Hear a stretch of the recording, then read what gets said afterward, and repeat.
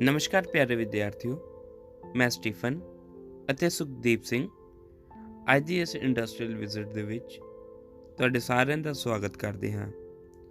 ਅੱਜ ਦੀ ਇਸ industrial visit ਦੇ ਵਿੱਚ ਅਸੀਂ ਹੋਟਲ ਦੇ ਹਾਊਸਕੀਪਿੰਗ ਡਿਪਾਰਟਮੈਂਟ ਅਤੇ ਬੇਸਿਕ ਐਟੀਕੇਟਸ ਅਤੇ ਮੈਨਰਸ ਦੇ ਬਾਰੇ ਗੱਲ ਕਰਾਂਗੇ।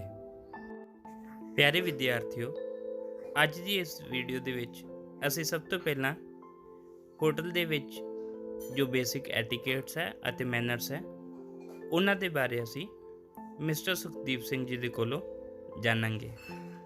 ਆਓ ਇਸ ਜਾਣਕਾਰੀ ਦੀ ਸ਼ੁਰੂਆਤ ਅਸੀਂ ਸੁਖਦੀਪ ਸਿੰਘ ਜੀ ਦੇ ਨਾਲ ਮਿਲ ਕੇ ਕਰਾਂਗੇ। ਸਤਿ ਸ਼੍ਰੀ ਅਕਾਲ ਪਿਆਰੇ ਬੱਚਿਓ, ਅੱਜ ਅਸੀਂ ਤੁਹਾਡੇ ਨਾਲ ਗੱਲ ਕਰਾਂਗੇ ਹੋਟਲ ਇੰਡਸਟਰੀ ਬਾਰੇ ਜਾਂ ਹੌਸਪਿਟੈਲਿਟੀ ਇੰਡਸਟਰੀ ਦੇ ਵਿੱਚ ਕਿਹੜੇ ਐਟੀਕੇਟਸ, ਮੈਨਰਸ ਅਤੇ ਹਾਊਸਕੀਪਿੰਗ ਦੇ ਕਿਹੜੇ ਕੰਮ ਹੁੰਦੇ ਨੇ। ਸੋ ਸਟਾਰਟ ਕਰਦੇ ਹਾਂ। ਸਭ ਤੋਂ ਪਹਿਲਾਂ ਰਿਸੈਪਸ਼ਨ ਤੇ ਫਰੰਟ ਡੈਸਕ। ਜਦੋਂ ਵੀ ਆਪਾਂ ਕਿਸੇ ਹੋਟਲ ਇੰਡਸਟਰੀ ਦੇ ਵਿੱਚ ਇੰਟਰ ਕਰਦੇ ਹਾਂ, ਸਭ ਤੋਂ ਪਹਿਲਾਂ ਆਪਾਂ ਡੀਲ ਕਰਨਾ ਹੁੰਦਾ ਵਾ ਫਰੰਟ ਆਫਿਸ ਦੇ ਨਾਲ। ਸੋ ਫਰੰਟ ਆਫਿਸ ਦੇ ਉੱਪਰ ਆਪਾਂ ਕਿਹੜੇ ਐਟੀਕੇਟਸ ਰੱਖਣੇ ਨੇ, ਕਿਹੜੇ ਮੈਨਰਸ ਰੱਖਣੇ ਨੇ, ਕਿਹੜੇ ਆਪਾਂ ਗੱਲਬਾਤ ਫਰੰਟ ਆਫਿਸ ਤੇ ਜਾ ਕੇ ਕਰ ਸਕਦੇ ਹਾਂ। ਆਓ ਆਪਾਂ ਕਰਦੇ ਹਾਂ ਸਟਾਰਟ ਉਹਦੇ ਨਾਲ।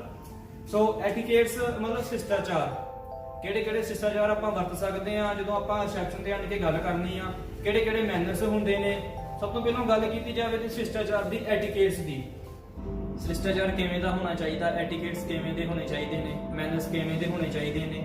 ਜਦੋਂ ਵੀ ਤੁਸੀਂ ਕੋਈ ਵੀ ਆਪਣਾ ਕੰਮ ਕਰਦੇ ਹੋ, ਸਭ ਦੇ ਵਿੱਚ ਹਰ ਇੱਕ ਇੰਡਸਟਰੀ ਦੇ ਵਿੱਚ ਹਰ ਇੱਕ ਐਟੀਕੇਟਸ, ਮੈਨਰਸ ਤੁਹਾਡੇ ਜਿਹੜੇ ਨੇ ਬੜੇ ਇੰਪੋਰਟੈਂਟ ਨੇ। ਸੋ ਜਦੋਂ ਵੀ ਤੁਸੀਂ ਆਪਣਾ ਕੋਈ ਵੀ ਕੰਮ ਕਰਦੇ ਹੋ, ਤੁਹਾਡੇ ਜਿਹੜੇ ਸੀਨੀਅਰਸ ਨੇ, ਮੈਨੇਜਰਸ ਨੇ ਜਾਂ ਸਟਾਫ ਮੈਂਬਰਸ, ਕਲੀਗਸ ਨੇ, ਉਹ ਸਾਰੇ ਜੱਜ ਕਰਦੇ ਨੇ ਤੁਹਾਡੇ ਐਟੀਕੇਟਸ ਨੂੰ, ਮੈਨਰਸ ਨੂੰ, ਤੁਹਾਡੇ ਕੰਮ ਕਰਨ ਦੇ ਤਰੀਕੇ ਨੂੰ। ਸੋ ਸਿਸ਼ਟਾਚਾਰ ਦੇ ਤਰੀਕੇ, ਖੜੇ ਹੋਣਾ, ਤੁਸੀਂ ਕਿਹੜੇ ਪੋਸਚਰ ਦੇ ਵਿੱਚ ਖੜੇ ਹੋ ਰਹੇ ਹੋ, ਠੀਕ ਹੈ।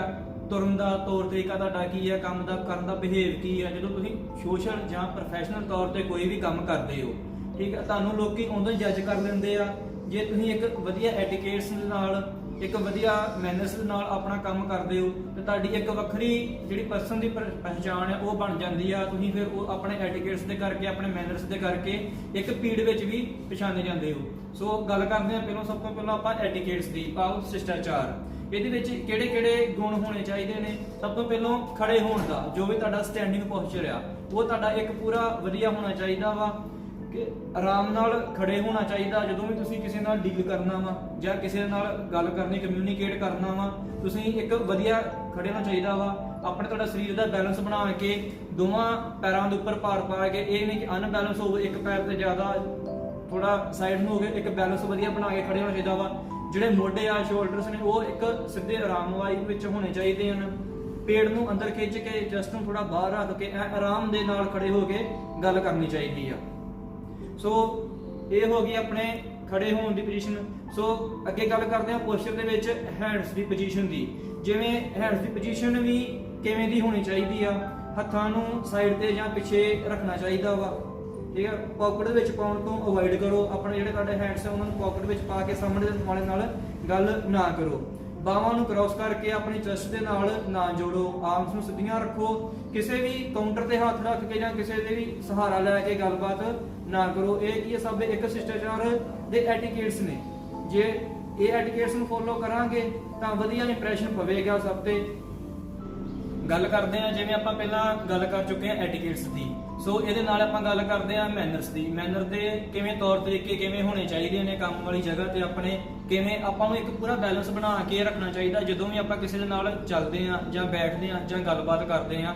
ਪੂਰਾ ਇੱਕ ਹਰ ਇੱਕ ਚੀਜ਼ ਵਿੱਚ ਇੱਕ ਗੱਲਬਾਤ ਕਰਨ ਦਾ ਵੀ ਬੈਲੈਂਸ ਬਣਾ ਕੇ ਰੱਖਣਾ ਜ਼ਰੂਰੀ ਆ। ਜਦੋਂ ਵੀ ਗੈਸਟ ਨਹੀਂ ਹੁੰਦੇ, ਸਾਨੂੰ ਕਦੇ ਵੀ ਆਪਣੇ ਕਲੀਗਸ ਦੇ ਨਾਲ ਜਾਂ ਫਰੈਂਡਸ ਨਾਲ ਟੋਲੀਆਂ ਦੇ ਵਿੱਚ ਇਕੱਠੇ ਨਹੀਂ ਬੈਠਣਾ ਚਾਹੀਦਾ। ਉਹ ਇੱਕ ਕੀ ਹੈ, ਮੈਨਰਸ ਨੂੰ ਨੈਗੇਟਿਵ ਪੁਆਇੰਟ ਦਿੰਦਾ ਵਾ ਮੈਨਰਸ ਦਾ। ਸੋ ਆਪਾਂ ਨੂੰ ਇੱਕ ਬਰਾਬਰ ਚਾਲ ਵਿੱਚ ਚੱਲਣਾ ਚਾਹੀਦਾ। ਜਦੋਂ ਆਪਾਂ ਗੈਸਟ ਨਾਲ ਜਾਂਦੇ ਆ ਜਾਂ ਕਲੀਗਸ ਨਾਲ ਜਾਂਦੇ ਆ, ਆਪਾਂ ਨੂੰ ਇੱਕ ਬਰਾਬਰ ਚਾਲ ਦੇ ਵਿੱਚ ਚੱਲਣਾ ਚਾਹੀਦਾ ਵਾ। ਨਾ ਕਦੀ ਤੇਜ਼ ਹੋਣਾ ਚਾਹੀਦਾ, ਨਾ ਕਦੀ ਸਲੋ ਹੋਣਾ ਚਾਹੀਦਾ ਵਾ। ਸੋ ਇਹ ਵੀ ਇੱਕ ਜਿਹੜਾ ਕੀ ਆ, ਵਧੀਆ ਪੋਜ਼ਿਟਿਵ ਮੈਨਰਸ ਨੂੰ ਸ਼ੋ ਕਰਦਾ ਵਾ। ਸੋ ਸੌਫਟ ਤਰੀਕੇ ਨਾਲ ਗੱਲ ਕਰਨੀ ਚਾਹੀਦੀ ਆ ਹਰ ਇੱਕ ਨਾਲ, ਭਾਵੇਂ ਉਹ ਆਪਣਾ ਸੀਨੀਅਰ ਆ ਭਾਵੇਂ ਜਾਂ ਜੂਨੀਅਰ ਆ, ਹਰ ਇੱਕ ਸੌਫਟ ਤਰੀਕੇ ਨਾਲ ਗੱਲ ਕਰਨੀ ਚਾਹੀਦੀ ਆ। ਅਤੇ ਹਰ ਇੱਕ ਆਰਗੇਨਾਈਜੇਸ਼ਨ ਦੇ ਜਾਂ ਹਰ ਇੱਕ ਇੰਡਸਟਰੀ ਦੇ ਆਪੋ ਆਪਣੇ ਰੂਲ ਰੈਗੂਲੇਸ਼ਨਸ ਹੁੰਦੇ ਨੇ। ਉਹਨਾਂ ਰੂਲ ਐਂਡ ਰੈਗੂਲੇਸ਼ਨਸ ਨੂੰ ਫੋਲੋ ਹੀ ਕਰਕੇ ਅਸੀਂ ਜਿਹੜਾ ਆਪਣਾ ਕੰਮ ਹੈ ਪੂਰਾ ਕੌਨਫੀਡੈਂਸ ਨਾਲ ਤੇ ਵਧੀਆ ਐਕੂਰੇਸੀ ਦੇ ਨਾਲ ਕਰ ਸਕਦੇ ਹਾਂ।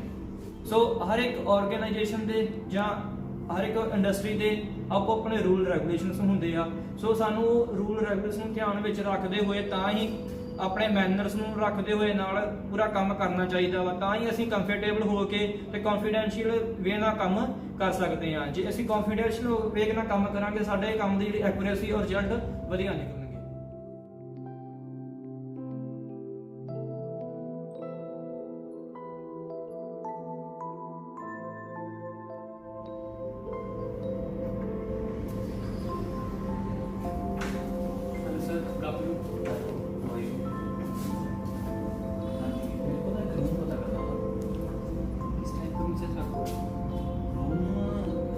मेरे साथ मेरी फैमिली है और 2 छोटे बच्चे हैं, तो मुझे रूम बताइए कौन कौन सा आपके सर अपने पास 3 कैटेगरी रूम्स हैं, relax room, super relax room, family room.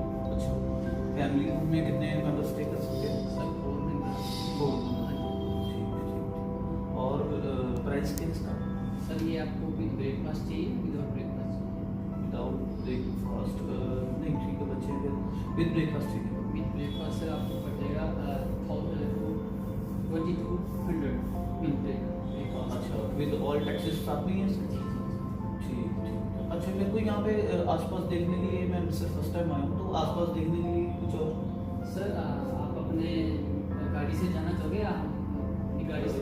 नहीं, मैं आपके पास ही अगर टैक्सी अवेलेबल है तो बता दीजिए। सर हमारा पैकेज है जैसे 6000।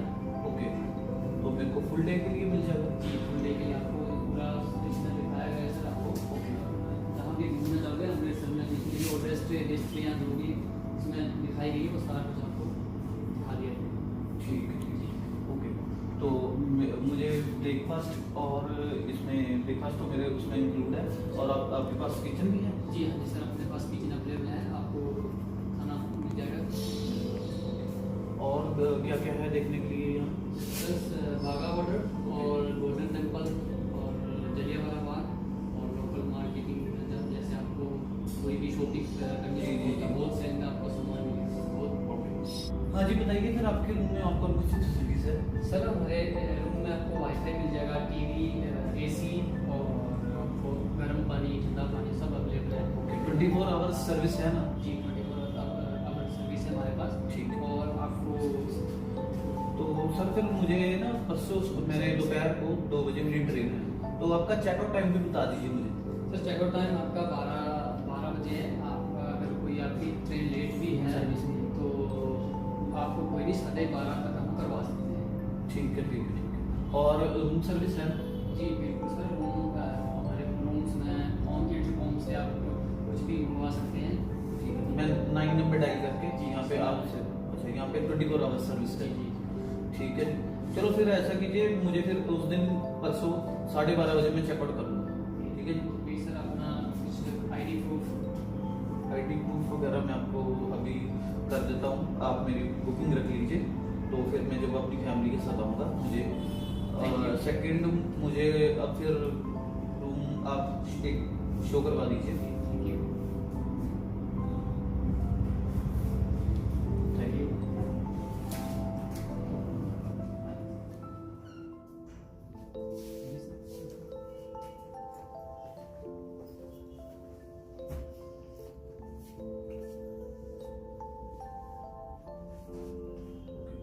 ठीक है, तो ये रूम है? ये रूम है सर। हाँ जी, इसमें आपको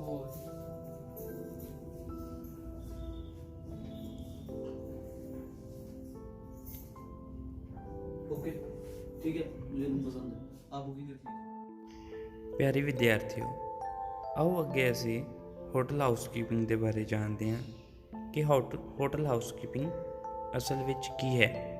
ਹਾਊਸਕੀਪਿੰਗ ਨੂੰ ਅਸੀਂ 2 ਭਾਗਾਂ ਦੇ ਵਿੱਚ ਵੰਡ ਸਕਦੇ ਹਾਂ।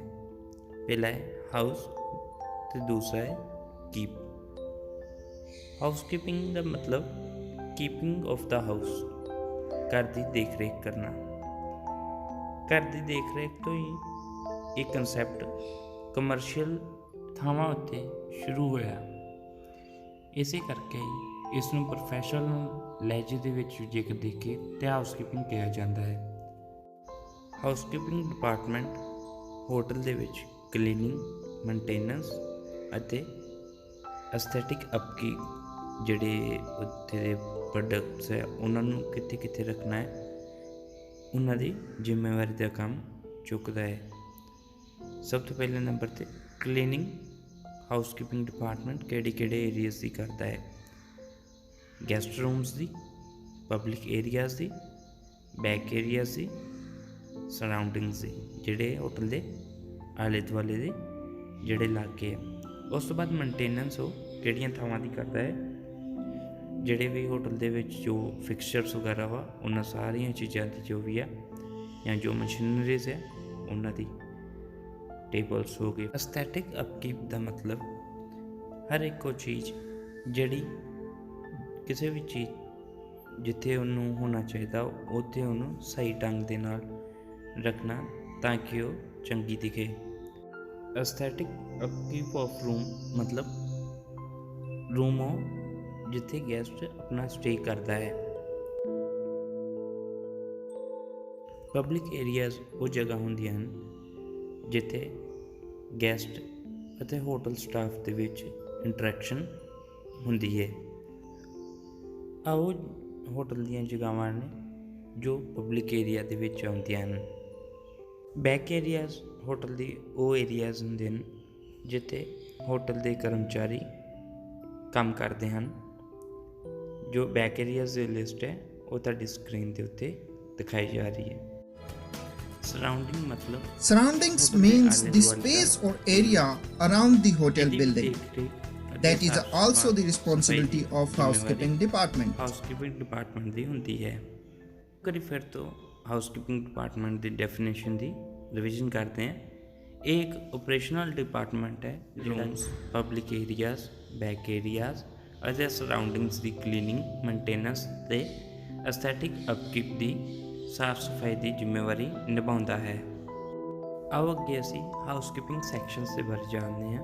ਕਿਹੜੇ ਹਾਊਸਕੀਪਿੰਗ ਦੇ ਵਿੱਚ ਸੈਕਸ਼ਨ ਹੁੰਦੇ ਹਨ।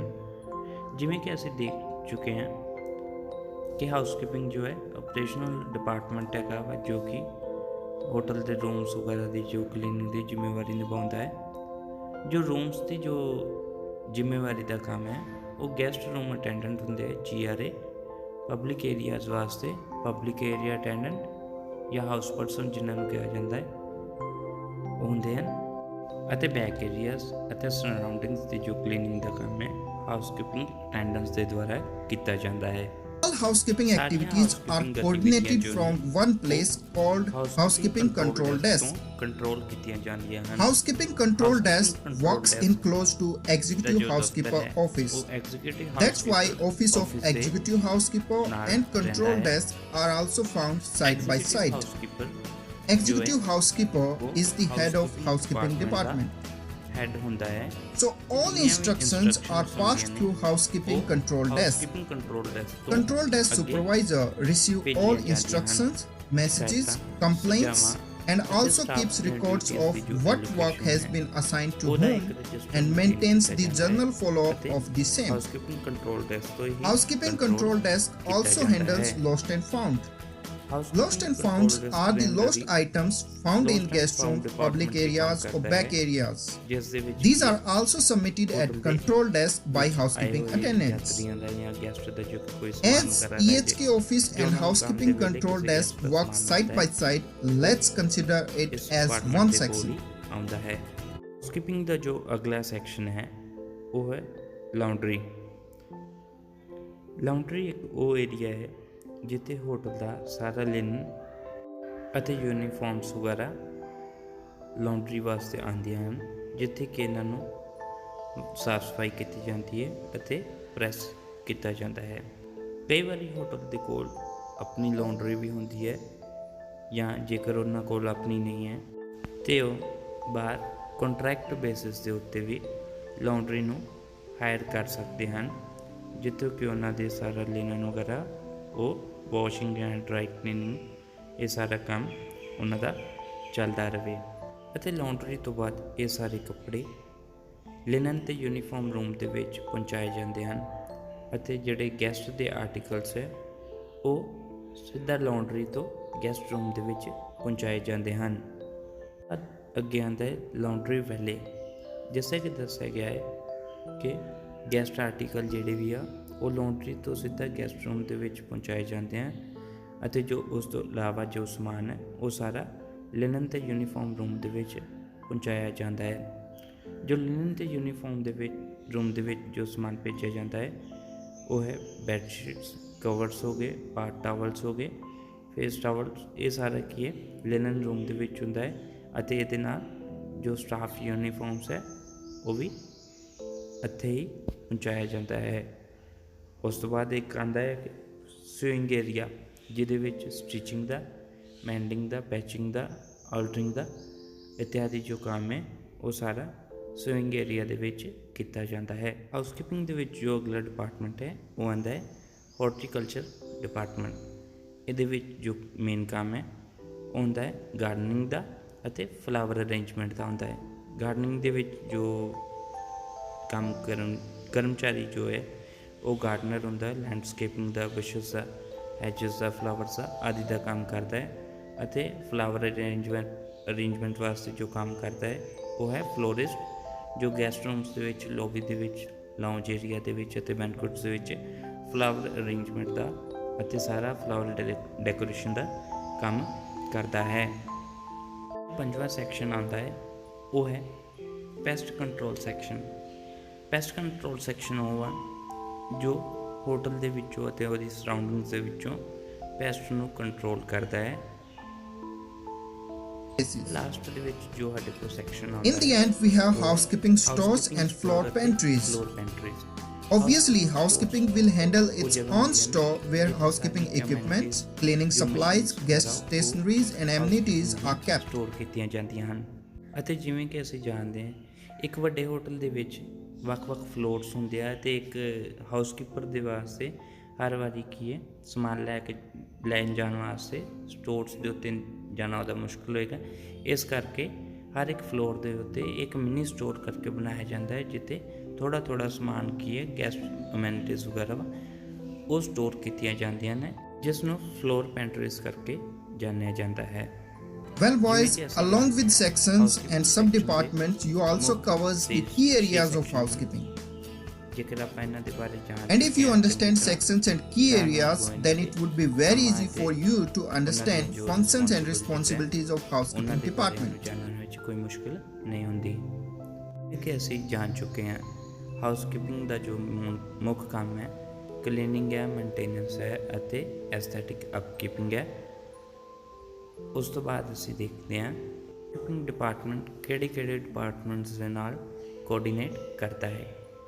ਹਾਊਸਕੀਪਿੰਗ ਡਿਪਾਰਟਮੈਂਟ ਦੋ ਤਰ੍ਹਾਂ ਦੇ ਡਿਪਾਰਟਮੈਂਟਸ ਦੇ ਨਾਲ ਕੋਆਰਡੀਨੇਟ ਕਰਦੇ ਹੈ, ਇੰਟਰ ਤੇ ਇੰਟਰਾ।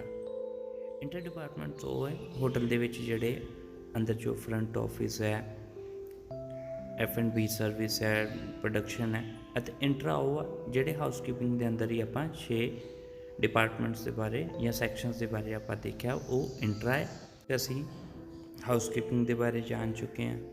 ਹਾਊਸਕੀਪਿੰਗ ਦੇ ਵਿੱਚ ਜੋ ਡਿਪਾਰਟਮੈਂਟਸ ਹੈ ਉਹਨਾਂ ਦੇ ਕੀ ਕੰਮ ਨੇ, ਜਿਸ ਤਰ੍ਹਾਂ ਲੋਸਟ ਐਂਡ ਫਾਊਂਡ ਦਾ ਇਹ ਕੰਟਰੋਲ ਡੈਸਕ ਦੇ ਅੰਡਰ ਆਉਂਦਾ ਹੈ ਅਤੇ ਲਾਂਡਰੀ ਦੇ ਵਿੱਚ ਆਪਾਂ ਦੇਖਿਆ ਹੈ ਵਾਸ਼ਿੰਗ ਹੈ, ਆਇਰਨਿੰਗ ਹੈ, ਡਰਾਈ ਕਲੀਨਿੰਗ ਹੈ ਅਤੇ ਜੋ ਲਿਨਨ ਯੂਨੀਫਾਰਮ ਦੇ ਵਿੱਚ ਆਉਂਦਾ ਹੈ ਸਟੋਰ ਅਤੇ ਉਹਦੇ ਵਿੱਚੋਂ ਇਸ਼ੂ ਕੀਤਾ ਜਾਂਦਾ ਜੋ ਫਰੈਸ਼ ਲਿਨਨ ਹੈ ਕਮਰਿਆਂ ਦੇ ਵਿੱਚ ਜੋ ਯੂਜ਼ ਕਰਨ ਵਾਸਤੇ ਆ, ਠੀਕ ਹੈ।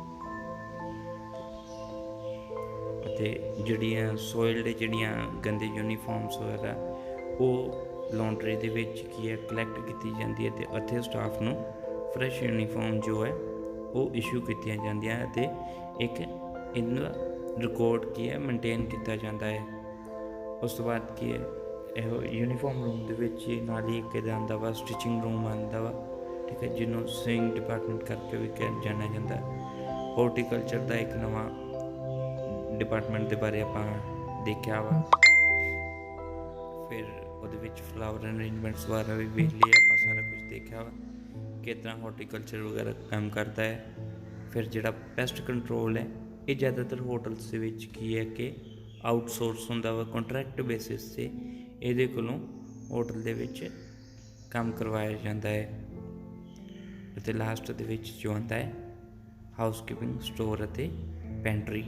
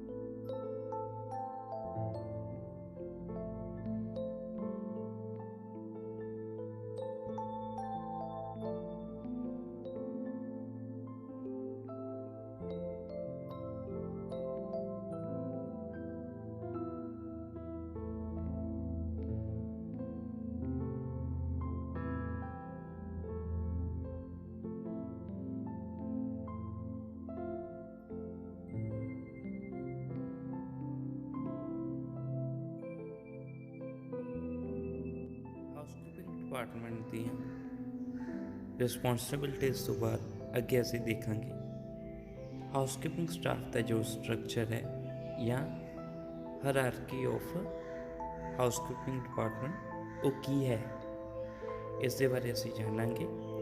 ਉੱਪਰ ਤੋਂ ਲੈ ਕੇ ਥੱਲੇ ਤੱਕ ਕਿਵੇਂ ਹਾਊਸਕੀਪਿੰਗ ਡਿਪਾਰਟਮੈਂਟ ਦਾ ਸਟਰਕਚਰ ਤਿਆਰ ਕੀਤਾ ਜਾਂਦਾ ਹੈ। ਸਭ ਤੋਂ ਪਹਿਲੇ ਨੰਬਰ 'ਤੇ ਜੋ ਹਾਊਸਕੀਪਿੰਗ ਦਾ ਮੁਖੀ ਆਉਂਦਾ ਹੈ ਉਹ ਹੈ ਐਗਜ਼ੀਕਿਊਟਿਵ ਹਾਊਸਕੀਪਰ ਜਾਂ ਮੈਨੇਜਰ ਆਫ ਹਾਊਸਕੀਪਰ। ਇਹ ਹਾਊਸਕੀਪਿੰਗ ਡਿਪਾਰਟਮੈਂਟ ਦਾ ਮੁਖੀਆ ਹੁੰਦਾ ਹੈ ਅਤੇ ਇਸ ਤੋਂ ਬਾਅਦ ਜੋ ਡਿਪਟੀ ਜਿਹੜਾ ਹਾਊਸਕੀਪਰ ਹੈ ਜਾਂ ਅਸਿਸਟੈਂਟ ਮੈਨੇਜਰ ਹੈ ਉਹ ਐਗਜ਼ੀਕਿਊਟਿਵ ਹਾਊਸਕੀਪਰ ਨੂੰ ਰਿਪੋਰਟ ਕਰਦਾ ਹੈ। ਐਗਜ਼ੀਕਿਊਟਿਵ ਹਾਊਸਕੀਪਰ ਦੀ ਮੁੱਖ ਜ਼ਿੰਮੇਵਾਰੀਆਂ ਦੇ ਵਿੱਚ ਸਭ ਤੋਂ ਪਹਿਲੇ ਨੰਬਰ 'ਤੇ ਉਹ ਇਸ ਗੱਲ ਨੂੰ ਯਕੀਨੀ ਬਣਾਉਂਦਾ ਹੈ ਹੋਟਲ ਪੂਰਾ ਸਾਫ਼ ਹੈ ਅਤੇ ਪ੍ਰੋਪਰ ਵਰਕਿੰਗ ਕੰਡੀਸ਼ਨ ਦੇ ਵਿੱਚ ਹੈ। ਅਤੇ ਦੂਸਰੇ ਨੰਬਰ 'ਤੇ ਉਹ ਜਿਹੜੇ ਨਵੇਂ ਕਰਮਚਾਰੀ ਹੈ ਉਹਨਾਂ ਦੀ ਟ੍ਰੇਨਿੰਗ ਨੂੰ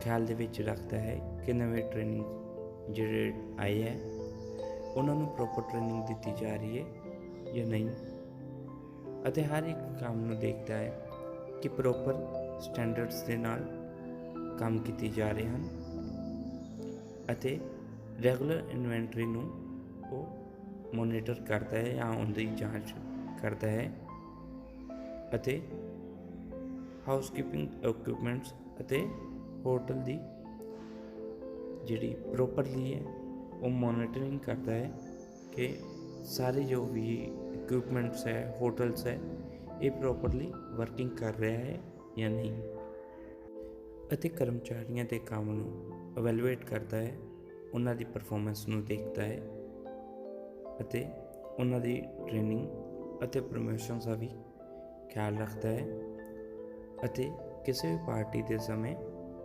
ਫਲਾਵਰਸ ਦਾ ਅਰੇਂਜਮੈਂਟ ਵੀ ਐਗਜ਼ੀਕਿਊਟਿਵ ਹਾਊਸਕੀਪਰ ਦੇ ਹੱਥਾਂ ਦੇ ਵਿੱਚ ਹੁੰਦਾ ਹੈ। ਐਗਜ਼ੀਕਿਊਟਿਵ ਹਾਊਸਕੀਪਰ ਤੋਂ ਬਾਅਦ ਸੁਪਰਵਾਈਜ਼ਰਸ ਆਉਂਦੇ ਹੈ। ਇਹ ਸੁਪਰਵਾਈਜ਼ਰ ਜੋ ਹੈ ਐਗਜ਼ੀਕਿਊਟਿਵ ਹਾਊਸਕੀਪਰ ਨੂੰ ਜਾਂ ਅਸਿਸਟੈਂਟ ਹਾਊਸਕੀਪਰ ਨੂੰ ਰਿਪੋਰਟ ਕਰਦੇ ਹਨ। ਉਹਨਾਂ ਦੀ ਪੋਜੀਸ਼ਨ ਅਤੇ ਉਹਨਾਂ ਦੀ ਜ਼ਿੰਮੇਵਾਰੀਆਂ ਅੱਗੇ ਦੱਸੀਆਂ ਗਈਆਂ ਹਨ। ਸਭ ਤੋਂ ਪਹਿਲੇ ਨੰਬਰ 'ਤੇ ਹੁੰਦਾ ਹੈ ਫਲੋਰ ਸੁਪਰਵਾਈਜ਼ਰ। ਇਹਦਾ ਮੁੱਖ ਕੰਮ ਹੁੰਦਾ ਹੈ ਜਿਹੜੇ ਰੂਮ ਅਟੈਂਡੈਂਟ ਹੈ ਉਹਨਾਂ ਨੂੰ ਕਮਰਿਆਂ ਦੀਆਂ ਚਾਬੀਆਂ ਦੇਣੀਆਂ ਅਤੇ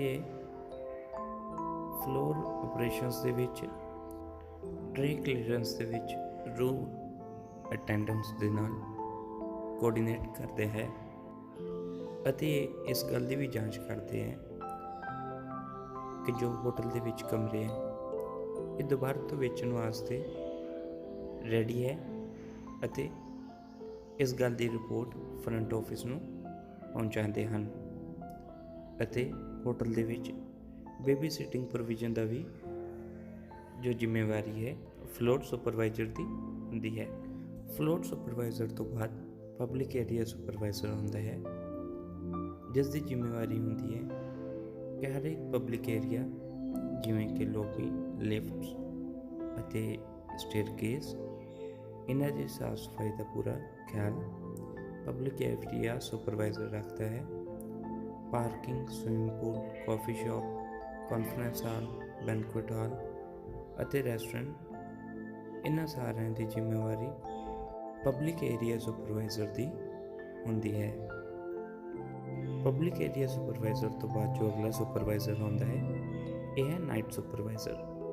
ਇਹ ਰਾਤ ਦੇ ਸਮੇਂ ਗੈਸਟ ਸਪਲਾਈਜ਼ ਦਾ ਪੂਰਾ ਖਿਆਲ ਰੱਖਦਾ ਹੈ ਜਿਵੇਂ ਕਿ ਪਾਣੀ, ਐਕਸਟਰਾ ਬੈੱਡ, ਪੱਖੇ ਅਤੇ ਟਾਵਲ ਆਦਿ, ਅਤੇ ਇਹ ਰਾਤ ਦੇ ਸਮੇਂ ਜੋ ਆਪਰੇਟਿੰਗ ਸਟਾਫ ਹੈ ਉਹਨਾਂ ਦੇ ਕਲੀਨਿੰਗ ਜਿਹੜੇ ਸਟੈਂਡਰਡਸ ਹੈ ਉਹਨਾਂ ਨੂੰ ਇਨਸ਼ੋਰ ਕਰਦਾ ਹੈ ਅਤੇ ਇਸ ਗੱਲ ਦੀ ਵੀ ਸੁਪਰਵਿਜ਼ਨ ਕਰਦਾ ਹੈ ਕਿ ਹੋਟਲ ਏਰੀਆ ਰਾਤ ਦੇ ਸਮੇਂ ਪੂਰਾ ਸਾਫ ਸਫਾਈ ਦੇ ਨਾਲ ਸਾਫ ਰੱਖਿਆ ਗਿਆ ਹੈ। ਇਸ ਤੋਂ ਬਾਅਦ ਜੋ ਸੁਪਰਵਾਈਜ਼ਰ ਹੁੰਦਾ ਹੈ ਉਹ ਹੈ ਯੂਨੀਫਾਰਮ ਰੂਮ ਸੁਪਰਵਾਈਜ਼ਰ। ਇਹਦਾ ਮੁੱਖ ਕੰਮ ਹੈ एक है ਜਿਹੜੀਆਂ ਹੋਟਲ ਸਟਾਫਸ ਦੀਆਂ ਜਿਹੜੀਆਂ ਯੂਨੀਫਾਰਮ ਹੈ ਉਹ ਸਾਫ਼ ਅਤੇ ਚੰਗੀ ਤਰ੍ਹਾਂ ਆਇਰਨ ਕੀਤੀਆਂ ਹੋਈਆਂ ਉਹਨਾਂ ਨੂੰ ਪ੍ਰੋਵਾਈਡ ਕਰਦਾ ਹੈ ਅਤੇ ਖਰੀਦੀਆਂ ਜਾਣ ਵਾਲੀਆਂ ਯੂਨੀਫਾਰਮ ਦੀ ਲੋੜ ਨੂੰ ਅੱਗੇ ਸੁਝਾਅ ਦਿੰਦਾ ਹੈ ਅਤੇ ਜੋ ਟੇਲਰ ਰੂਮ ਤੋਂ ਜੋ ਰਿਪੇਅਰ ਹੋ ਕੇ ਲਿਨਨ ਆਇਆ ਹੈ ਉਹਦੀ ਚੈਕਿੰਗ ਕਰਦਾ ਹੈ ਅਤੇ ਹਰ ਇੱਕ ਜੋ ਯੂਨੀਫਾਰਮ ਹੈ ਉਹਨਾਂ ਦੀ ਗਿਣਤੀ ਦਾ ਵੀ ਖਿਆਲ ਰੱਖਦਾ ਹੈ। ਸੁਪਰਵਾਈਜ਼ਰਸ ਤੋਂ ਬਾਅਦ ਜੋ ਅਗਲੇ ਆਉਂਦਾ ਹੈ ਉਹ ਹੈ guest room attendant. Guest room attendant ਜੋ ਹੈ ਇਹ ਫਲੋਰ ਸੁਪਰਵਾਈਜ਼ਰ ਨੂੰ ਰਿਪੋਰਟ ਕਰਦਾ ਹੈ ਅਤੇ ਇਹਦੇ ਜਿਹੜੇ ਮੁੱਖ ਕੰਮ ਹੈ ਉਹ ਗੈਸਟ ਰੂਮ, ਗੈਸਟ ਬਾਥਰੂਮ ਅਤੇ ਕੋਰੀਡੋਰਸ ਦੀ ਕਲੀਨਿੰਗ ਦਾ ਹੁੰਦਾ ਹੈ ਅਤੇ ਗੈਸਟ ਰੂਮ ਅਤੇ ਉਹਨਾਂ ਦੇ ਬਾਥਰੂਮ ਦੀ ਜਿਹੜੇ ਲਿਨਨ ਹੈ ਉਹਨਾਂ ਨੂੰ ਚੇਂਜ ਕਰਨਾ ਹੁੰਦਾ ਹੈ। ਗੈਸਟ ਸਪਲਾਈਜ਼ ਨੂੰ ਫਿਰ ਤੋਂ ਟੋਪ ਅਪ ਕਰਦਾ ਹੈ ਅਤੇ ਗੈਸਟ ਦੇ ਜਿਹੜੇ ਬੈੱਡ ਹੈ ਉਹਨਾਂ ਨੂੰ ਅਗਲੀ ਯੂਜ਼ ਵਾਸਤੇ ਤਿਆਰ ਕਰਦਾ ਹੈ। ਅੱਗੇ ਜੋ ਹੈ ਉਹ ਆਉਂਦਾ ਹੈ store keeper. Store keeper floor supervisor ਨੂੰ ਰਿਪੋਰਟ ਕਰਦਾ ਹੈ ਅਤੇ ਹਰ ਇੱਕ ਜੋ ਕਲੀਨਿੰਗ ਇਕਵਿਪਮੈਂਟ ਹੈ ਅਤੇ ਜਿਵੇਂ ਕਿ ਕਲੀਨਰਸ ਅਤੇ ਡਿਟਰਜੈਂਟਸ ਉਹਨਾਂ ਦੀ ਗਿਣਤੀ ਦਾ ਖਿਆਲ ਰੱਖਦਾ ਹੈ ਅਤੇ ਜੋ ਸਮਾਨ ਖਤਮ ਹੋ ਰਿਹਾ ਹੈ ਉਹਨਾਂ ਦੀ ਰਿਕੁਇਜ਼ੀਸ਼ਨ ਜੋ ਹੈ ਜਨਰੇਟ ਕਰਦਾ ਹੈ। ਸਟੋਰ ਕੀਪਰ ਤੋਂ ਬਾਅਦ ਪਬਲਿਕ ਏਰੀਆ ਅਟੈਂਡੈਂਟਸ ਆਉਂਦੇ ਹਨ। ਪਬਲਿਕ ਏਰੀਆ ਅਟੈਂਡੈਂਟ ਜੋ ਹੈ ਪਬਲਿਕ ਏਰੀਆ ਸੁਪਰਵਾਈਜ਼ਰ ਨੂੰ ਰਿਪੋਰਟ ਕਰਦਾ ਹੈ ਅਤੇ ਇਹਦੀ ਮੁੱਖ ਜ਼ਿੰਮੇਵਾਰੀ parking area, lobbies, guest room, lift ਅਤੇ ਕੋਰੀਡੋਰਸ ਨੂੰ ਸਾਫ਼ ਸੁਥਰਾ ਰੱਖਣਾ ਹੁੰਦਾ ਹੈ ਅਤੇ ਇਸ ਗੱਲ ਦਾ ਮੁੱਖ ਖਿਆਲ ਰੱਖਦਾ ਹੈ ਕਿ ਇਹ ਜਗ੍ਹਾਵਾਂ ਬਦਬੂ ਰਹਿਤ ਅਤੇ ਸਾਫ਼ ਹੋਣ। ਲਾਸਟ ਦੇ ਵਿੱਚ ਜੋ ਹੁੰਦਾ ਹੈ ਉਹ ਹੈ night shift attendant. Night shift attendant night supervisor ਨੂੰ ਕਿਸੇ ਵੀ ਤਰ੍ਹਾਂ ਦੀ ਸੇਫਟੀ ਇਸ਼ੂ ਨੂੰ ਲੈ ਕੇ ਰਿਪੋਰਟ ਕਰਦਾ ਹੈ ਅਤੇ ਰਾਤ ਦੇ ਸਮੇਂ ਹਾਊਸਕੀਪਿੰਗ ਡਿਊਟੀਜ਼ ਨਿਭਾਉਂਦਾ ਹੈ। ਮੈਂ ਵਿਸ਼ਵਾਸ ਕਰਦਾ ਹਾਂ ਪਿਆਰੇ ਵਿਦਿਆਰਥੀਓ ਕਿ ਤੁਸੀਂ ਅੱਜ ਦੀ ਇਸ ਇੰਡਸਟਰੀਅਲ ਵਿਜ਼ਿਟ ਦੇ ਵਿੱਚੋਂ ਜ਼ਰੂਰ ਕੁਝ ਨਾ ਕੁਝ ਸਿੱਖਿਆ ਹੋਵੇਗਾ ਅਤੇ ਜਲਦੀ ਹੀ ਅਸੀਂ ਫਿਰ ਤੋਂ ਇੱਕ ਨਵੀਂ ਵੀਡੀਓ ਦੇ ਨਾਲ ਤੁਹਾਨੂੰ ਸਾਰਿਆਂ ਨੂੰ ਫਿਰ ਤੋਂ ਜਲਦੀ ਹੀ ਮਿਲਾਂਗੇ।